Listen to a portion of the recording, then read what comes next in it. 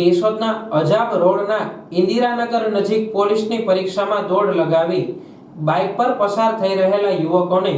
એક શખ્સ દ્વારા ધમકાવવામાં આવ્યા હતા અને પાછળથી આ શખ્સે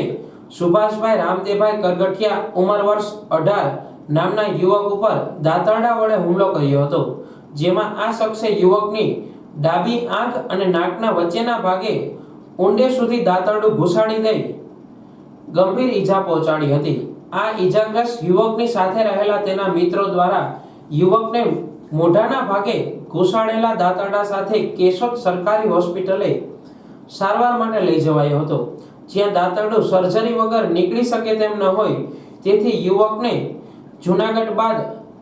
વધુ સારવાર માટે રાજકોટ રિફર કરવામાં આવ્યો હતો। કેશોદ પોલીસે ઈજાગ્રસ્ત યુવકના પિતા રામદેવભાઈ ભોવાનભાઈ કરગઠિયાની ફરિયાદના આધારે કોમલ નાથાભાઈ રાઠોડ નામના શખ્સ વિરુદ્ધ યુવકને ગેરકાયદેસર રીતે રોકી મારી નાખવાની ધાક ધમકી આપી ગંભીર ઈજા પહોંચાડતા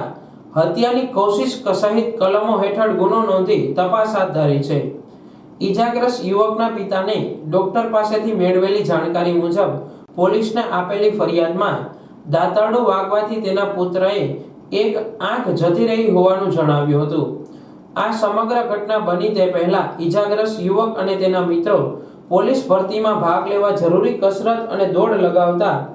એનપી કોલેજ ગ્રાઉન્ડમાં જઈ રહ્યા હતા, ત્યારે આરોપીએ અહીંયાથી વારંવાર કેમ નીકળો છો, હવે નીકળશો તો તમને પતાવી દઈશ તેવી ધમકી આપી હતી। જ્યારે આ યુવકો કસરત કરી ફરી બાઇક પર પરત ફરી રહ્યા હતા ત્યારે આરોપીએ આ યુવકોને રોકી તમે કેમ નીકળ્યા તેમ કહી તમને પતાવી દેવા છે તેમ ઉશ્કેરાઈથી દાતરડા વડે હુમલો કરી એક યુવકને ગંભીર ઈજા પહોંચાડી હતી। પોલીસે હુમલો કરનાર કોમલ વિરુદ્ધ હત્યાની કોશિશ સહિતની કલમ હેઠળ ગુનો નોંધી તપાસ હાથ ધરી છે।